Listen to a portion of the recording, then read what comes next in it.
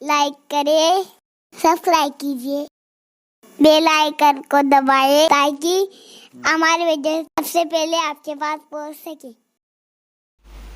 آج سورۃ البقرہ شریف کی ابتدائی آیتوں میں سے ایک آیہ کریمہ جس میں اللہ تعالیٰ نے مومن کی صفت بیان فرمائی، جو مومنین ہے اور کامیاب مومنین، ان کی صفت میں سے دو صفات قرآن کہتا ہے وَيُقِيمُونَ الصَّلَاةَ وَمِمَّا رَزَقْنَاهُمْ يُنْفِقُونَ، کہ وہ نماز کو قائم کرتے ہیں اور اللہ کی دی ہوئی روزی سے اللہ کی راہ میں خرچ کرتے ہیں۔ صرف اقامت صلاح کے حوالے سے دو جملے کہنا چاہتا ہوں۔ پورے قرآن میں کہیں بھی قرآن نے نماز پڑھنے کا حکم نہیں دیا، بلکہ نماز قائم کرنے کا حکم دیا۔ اقامت صلاح، نماز قائم کرنا۔ اس کے ضمن میں مفسرین نے دو باتیں لکھی ہے۔ نماز قائم کرنے کا مطلب یہ ہے کہ ایک وقت کی نماز بھی جان بوجھ کر نہ چھوٹے، پہلی بات۔ اور دوسری بات یہ ہے کہ جب تم نماز پڑھو تو اسلام نے جو ارکان بتائے ہیں اس کو ٹھیک ٹھیک ادا کرو۔ جیسے ہاتھ اٹھانے کا جو قانون ہے اس کے مطابق ہاتھ اٹھاؤ، ہاتھ باندھنے کا جو قانون ہے اس کے مطابق، رکوع کرنے کا جو قانون ہے اس کے مطابق، یعنی اس حدیث پر عمل کرو صلو کما رأیتمونی اصلی۔ اللہ کے حبیب علیہ السلام فرماتے ہیں نماز ایسے پڑھو جیسے مجھے نماز پڑھتے ہوئے دیکھتے ہو۔ اب آپ دیکھ لیں نماز کی حالت میں کسی کے ہاتھ یوں ہوتے ہیں، کسی کے ہاتھ یوں ہوتے ہیں، یعنی جس کی جو مرضی ہے وہ کرتا ہے۔ یہ اقامت صلاح کا قانون نہیں ہے، اپنی مرضی نہیں۔ نماز سیکھیے اور سیکھ کر پڑھیے۔ میں نے تفسیر قرآن میں پہلے ہی دن کہا تھا، جو روزانہ ہمارے ہاں ہوتی ہے تراویح کے بعد، کہ کم سے کم گھنٹہ ڈیڑھ گھنٹہ نکال کر کسی اچھے عالم دین کے پاس یا کسی معلومات والے مبلغ کے پاس تھوڑا سا بیٹھ کر نماز سیکھ لیں، ظاہری ارکان کیا ہیں۔ تو اقامت صلاۃ کا پہلا مطلب، پہلا قول اس پر جان بوجھ کر بھی ایک وقت کی نماز نہ چھوڑی جائے۔ نمبر دو، تمام ارکان کو صحیح ادا کیا جائے۔ اور نمبر تین، جب نماز پڑھو تو اس حالت میں پڑھو ان تعبد اللہ کأنک ترا فإن لم تکن ترا فإنہ یراک، ایسی عبادت کر جیسے گویا تو خدا کو دیکھ رہا ہے۔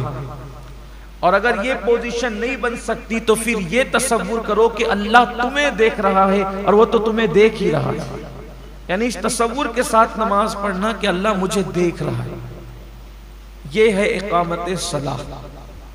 اب آپ دیکھ لیں کہ ہم میں کتنے لوگ ہیں جن کا یہ حال ہے کہ وہ اقامت صلاح پر عمل کرتے ہیں۔ نماز پڑھنے سے کوئی کامیابی نہیں ملنا ہے جب تک کہ قرآن کی اس مراد پر عمل نہ کرو اقامت صلاح کے حوالے سے۔ پھر قرآن کہتا ہے وَمِمَّا رَزَقْنَاهُمْ يُنْفِقُونَ۔ آج میرا اصل عنوان یہی ہے کہ وہ اللہ کی دی ہوئی روزی سے، دیکھو قرآن مقدس کا لہجہ، قرآن کا انداز، کتنی حکمت بھرے انداز میں قرآن گفتگو کرتا ہے۔ وَمِمَّا رَزَقْنَاهُمْ يُنْفِقُونَ، اور ہماری دی ہوئی روزی سے، یعنی اللہ کی دی ہوئی روزی سے وہ اللہ کی راہ میں خرچ کرتے ہیں۔ یہاں یہ خرچ سے مراد بعض مفسرین بلکہ اکثر مفسرین اس طرف گئے ہیں کہ اس سے زکوٰۃ کا وجوب مراد ہے، کہ وہ اللہ تبارک و تعالیٰ کی دی ہوئی روزی سے زکوٰۃ ادا کرتے ہیں۔ نظام زکوٰۃ کیا ہے؟ پہلی بات تو قرآن نے غلط فہمی دور کر دی کہ تم اپنے مال سے نہیں دیتے، مال تو تمہارا ہے بھی نہیں، تم خود تمہارے نہیں ہو، ہماری دی ہوئی روزی سے جو ہم نے دیا ہے۔ اسلام میں جب شروع دن تھے، شروع ایام تھے، بڑی سختی تھی۔ دیکھیے حیرت بھی ہوتی ہے اس پر، خوشگوار حیرت ہوتی کہ جن دنوں اسلام قبول کرنا کافروں کی طرف سے بھی سخت اذیتیں، مشکلیں، مصیبتیں، اسلام کا اظہار کرنے پر بھی مارا پیٹا جاتا تھا، اس وقت قوانین بھی سخت تھے۔ شروع دنوں میں، شروع دنوں کے قوانین یہ تھے کہ مسلمان جتنا کمائیں گے تو دن بھر میں اپنی ضرورت پہ وہ جتنا خرچ کر سکتے ہیں کر لیں، باقی جتنے پیسے بچیں گے ان کو بستر پہ جانے سے پہلے وہ سارے پیسے اللہ کی راہ میں تقسیم کر دینا ہے، یعنی وہ جمع نہیں کر سکتے تھے۔ اسی لیے جو شروع دن کے مسلمان ہیں ان کی بڑی اہمیت ہے، سابقون الاولون، ان کا ثواب بھی سب سے الگ ہے، بلکہ اور صحابہ بھی ثواب میں ان کے برابر نہیں ہے جو بعد میں آئے، وہ بھی صحابی ہے۔ جنہوں نے شروع میں کلمہ پڑھا وہ بھی صحابی ہے، جو فتح مکہ کے بعد آئے وہ بھی صحابی ہے، دونوں قابل احترام ہیں۔ لیکن یہ جو سابقون الاولون ہیں ان کا مٹھی بھر جو خیرات کرنا اور فتح مکہ کے بعد آنے والوں کا احد پہاڑ کے برابر سونا خیرات کرنا، دونوں برابر نہیں۔ اب آپ سوچ سکتے ہیں، ہے دونوں صحابی،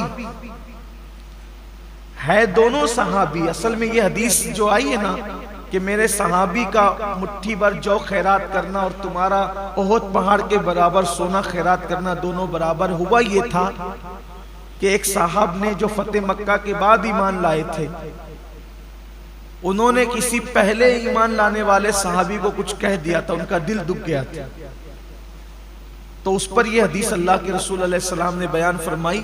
یعنی صحابہ میں بھی درجے ہیں، ہمارے لیے تو وہ صحابی بھی قابل احترام ہے جس نے ایک جھلک حضور کو دیکھ لیا، بس ہم جو ہے وہ معاذ اللہ کوئی تقابل نہیں کر رہے ہیں، صرف بتا رہے ہیں کہ پہلے دن ایمان لانے والوں کی سابقون الاول، اسی لیے وہ جنت میں بھی پہلے جائیں گے، وہ جنت میں بھی پہلے جائیں گے، اور ان کی بہت بڑی شان ہے جو پہلے۔ اس کی وجہ یہ ہے، ایک تو کافروں کی تکلیفیں انہوں نے جھیلی، پھر اسلام کے نام پہ اس وقت خرچہ کیا کہ جب اسلام کا نام لینے کے لیے وہ لوگ ڈرتے تھے، وہ سابقون الاولون ہیں۔ تو اس وقت کے حالات یہ تھے کہ پیسہ نہیں جمع کر سکتے تھے، جتنا خرچ کر دیا دن بھر میں خرچ کر دیا، بستر پہ جانے سے پہلے سب آپ کو تقسیم کر دینا ہے، جمع نہیں کر سکتے تھے۔ پھر جب زکوٰۃ کے احکامات آئے تو پھر اسلام نے اجازت دی کہ اب تم پیسے جمع کر سکتے ہو، اب پیسہ جمع کرنا تم پر کوئی گناہ نہیں ہے، لیکن اب اس میں شرط یہ ہے کہ تم اپنی جمع کی ہوئی رقم میں سے 2.5% اللہ کی راہ میں سال میں ایک مرتبہ دیا کرو۔ پھر اس کے مصارف بتائے گئے کہ یہ ان راستوں میں کم و بیش 7 طبقے قرآن مقدس نے بیان فرمائے ہیں کہ ان راستوں میں تمہیں خرچ کرنا ہے، جن میں سے بہت سارے طبقات ہیں جو ہندوستان میں پائے نہیں جاتے، تو اس کی تفصیل آگے ہم آپ کے سامنے پیش کریں گے۔ اگر کوئی شخص نماز کی پابندی کرتا ہے لیکن سال میں ایک مرتبہ 2.5% زکوٰۃ ادا نہیں کرتا، تو اللہ کے رسول صلی اللہ علیہ وآلہ وسلم فرماتے ہیں اللہ اس کی نمازیں بھی قبول نہیں فرماتا، کیونکہ اللہ تعالیٰ نے جہاں جہاں زکوٰۃ کا ذکر کیا ہے نماز کے ساتھ کیا، زکوٰۃ کا ذکر ہمیشہ نماز کے ساتھ آیا ہے۔ آپ دیکھ لیں قرآن مقدس میں اٹھا کر، نماز کا ذکر کہیں تنہا کر دیا گیا ہے لیکن ہمیشہ زکوٰۃ کو نماز کے ساتھ بیان کیا گیا۔ زکوٰۃ کا معنی ہوتا ہے پاک کرنے، زکوٰۃ کو زکوٰۃ اس لیے کہتے ہیں کہ ہر چیز کا ایک میل ہوتا ہے، تو یہ جو ہمارا مال ہے اس کا میل نکالنا، گویا کہ ایک سمجھانے کے لیے کہہ رہا ہوں، یہ شارحین نے بھی لکھا ہے حدیث پاک کی شرح میں کہ یہ جو زکوٰۃ نکالی جاتی ہے مال کا میل ہے، تو جیسے کپڑوں سے مال نکل جاتا ہے تو کپڑے کیسے صاف ہو جاتے ہیں، ایسے جب ہمارے مال سے زکوٰۃ نکل جاتی ہے تو ہمارا جو مال ہے وہ محفوظ ہو جاتا ہے، اللہ کے قلعے میں محفوظ ہو جاتا ہے، اور اس کی حفاظت پھر اللہ اپنے ذمہ کرم پر لے لیتا ہے۔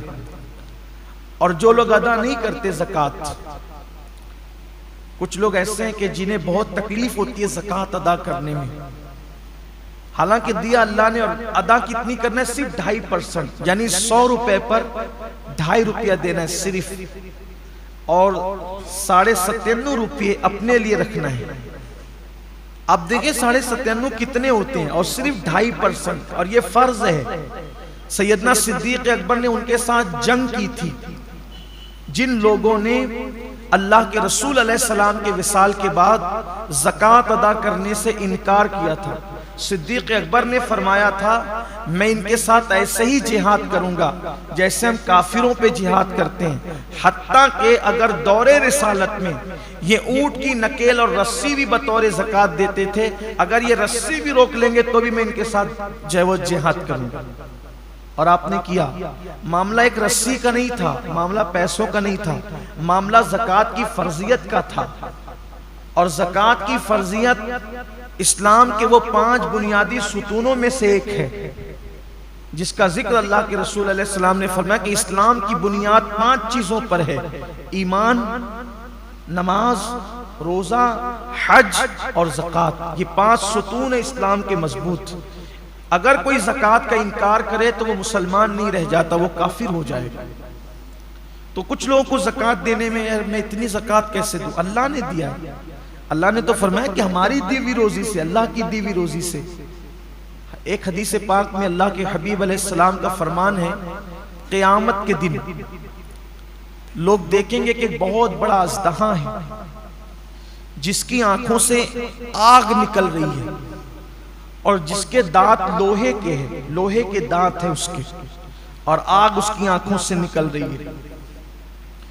وہ ڈھونڈے گا تو دیکھے گا کہ ایک بندہ جو زکوٰۃ نہیں دیتا تھا، وہ اس سے مخاطب ہو کے کہے گا تیرا دایاں ہاتھ میری طرف کر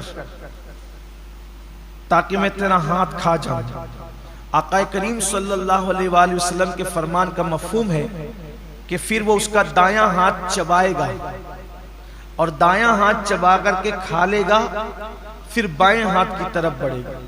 جب بایاں ہاتھ چبا کر کھائے گا تو پھر دایاں ہاتھ اس کا دوبارہ واپس آ جائے گا، پھر بایاں ہاتھ کھا چکا رہے گا تو دایاں ہاتھ کھائے گا تو بایاں واپس آ جائے گا۔ اور جس وقت وہ اژدہا جس کی آنکھوں سے آگ نکل رہی ہوگی اور دانت اس کے لوہے کے ہوں گے، وہ بھی جہنم کے بنے ہوئے لوہے کے، تو وہ جب چبا رہا ہوگا تو اس کی چیخ ایسی نکلے گی کہ اس کی چیخ نکلنے سے پورا میدان محشر کانپ جائے گا۔ آپ سوچیں وہ چیخ کیسی ہوگی کہ پورا میدان محشر کانپ جائے گا۔ تو پوچھا جائے گا یہ کس کی چیخ ہے؟ تو ارشاد ہوگا کہ یہ اس کی چیخ ہے کہ جو دنیا میں زکوٰۃ ادا نہیں کرتا۔ میدان محشر کوئی چھوٹا موٹا تو نہیں ہوگا، ہمارے کھیل کے گراؤنڈ کی طرح یا ہندوستان کے میدانوں کی طرح تو نہیں ہوگا۔ میدان محشر اولین اور آخرین سب جمع ہوگے، اس کی چیخ کتنی بلند ہوگی اس دن کہ پورا میدان محشر کانپ جائے گا، کتنی دردناک چیخ ہوگی زکوٰۃ نہیں دینے والوں کا۔ اچھا یہ کسی مولوی کی ڈرانے کی باتیں نہیں، نہ کسی سیاسی لیڈر کا قول ہے، یہ صادق الوعد الامین کا فرمان ہے جس نے اپنی زندگی میں کبھی اپنی مرضی سے کلام ہی نہیں کیا۔ زبان ان کی ہے، کلام خداوند قدوس کا ہے۔ تو جو وہ شخص جس کا وہ ہاتھ چبا کر کے کھا رہا ہوگا، وہ اژدہے سے پوچھے گا تو کون ہے؟ تو کہے گا کہ میں تیرا مال ہوں، تو مجھ سے محبت کرتا تھا لیکن میں تجھ سے محبت نہیں کرتا، بچا بچا کے رکھتا تھا۔ آج مال ہی کی محبت میں لوگ زکوٰۃ نہیں دیتے۔ کمنٹ شیئر ضرور کریے۔